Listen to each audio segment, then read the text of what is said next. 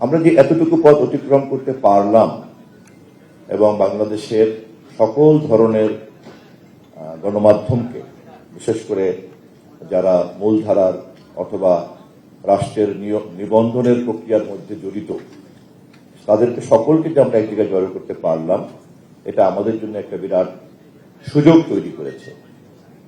এবং আমরা সবাই কিন্তু আমাদের যদি সর্বসম্মতিক্রমে পথ চলার বিন্দুটা কোনটা, ওটা যদি আমরা খুঁজে বের করতে পারি আলোচনার মধ্য দিয়ে, সরকারও সেখানে একজন অংশীদার এবং একই সঙ্গে সরকার এই কাজের ফ্যাসিলিটেটর এবং একই সঙ্গে সরকার রাষ্ট্রের পক্ষ থেকে আপনাদের মহৎ উদ্দেশ্যকে সামনের দিকে এগিয়ে নিয়ে যাওয়ার ক্ষেত্রে একজন সমন্বয়কারীর দায়িত্ব পালন করবে।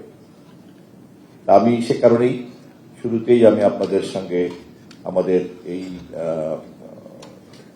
উন্মুক্ত সম্ভাবনা এবং আমাদের ইতিমধ্যেই যে ঐক্যবদ্ধ হওয়ার যে অর্জন, এই দুটো জিনিসকে আমি আপনাদের সামনে একটু পরিষ্কার করে রাখলাম, যাতে আপনাদের এনগেজড হতে সুবিধা হয়, যাতে আপনাদের মত বিনিময় করতে সুবিধা হয়। এবং আমাদের লক্ষ্য সম্পর্কে তো আমরা সবাই জানি। আমরা যেহেতু লক্ষ্যের ব্যাপারে একমত আছি এবং আমরা যেহেতু সবাই মিলে এক জায়গায় জড়ো হয়েছি, এখন আমরা লক্ষ্যে যাওয়ার পথ নকশাটা তৈরি করব এবং এই পথ নকশা তৈরি করার জন্য, এই রূপরেখাটা তৈরি করার জন্যই কিন্তু আপনাদের মতামত নিব। আমি আবারও গণপ্রজাতন্ত্রী বাংলাদেশ সরকারের মাননীয় প্রধানমন্ত্রীর পক্ষ থেকে আপনাদেরকে বিনীতভাবে জানিয়ে রাখছি যে আমরা আমাদের এই সরকার নির্বাচনে যাওয়ার আগেই জনগণের কাছে প্রতিশ্রুতি দিয়েছি যে আমরা এই রাষ্ট্রকে একটা গণতান্ত্রিক রাষ্ট্রে পরিণত করার জন্য, একটা কল্যাণমূলক রাষ্ট্রে পরিণত করার জন্য যে সমস্ত জায়গাতে মেরামত করা দরকার, সকলকে সাথে নিয়ে সেই সব জায়গাতে আমরা মেরামত করব। এবং সেই এরিয়াগুলির মধ্যে একটি গুরুত্বপূর্ণ এরিয়া হচ্ছে গণমাধ্যম।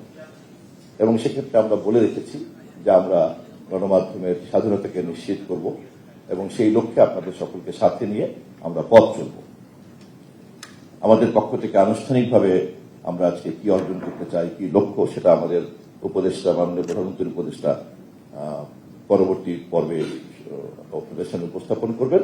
এরপর আমরা সেই মাননীয় প্রধানমন্ত্রীর উপদেষ্টার আলোচনার প্রেক্ষিতে আমরা সবাই উন্মুক্তভাবে আলোচনায় এনগেজড হব।